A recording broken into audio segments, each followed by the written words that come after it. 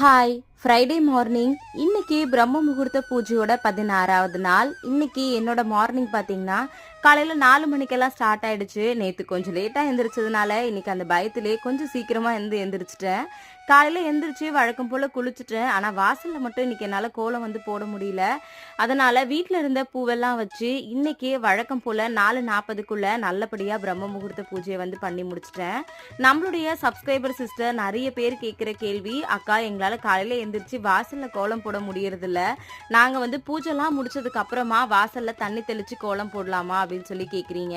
காலையில் நீங்கள் பிரம்ம முகூர்த்த விளக்கெல்லாம் ஏற்றி முடிச்சுட்டு அதுக்கப்புறமா விடிஞ்சதுக்கு அப்புறம் கூட காலையில் கோலம் போடுங்க. ஏன்னா நிறைய பேர் இருக்கிற இடம் பார்த்தீங்கன்னா பக்கத்தில் எதுவும் வீடு இல்லை அப்படின்னு சொல்கிறீங்க. இன்னும் சில பேர் பார்த்தீங்கன்னா ஃப்ளாட்டில் இருக்கும், அதனால கதவு திறக்கிறதுக்கு ரொம்ப பயமாக இருக்குது அப்படின்னு சொல்கிறீங்க. உங்களுக்கு எது வசதியாக இருக்கோ அதே மாதிரி பண்ணுங்க. இன்னைக்கு பிரம்ம முகூர்த்த பூஜை பண்ணுற எல்லாருடைய வேண்டுதலும் சீக்கிரமாக நிறைவேறணும் வேண்டியிருக்கு.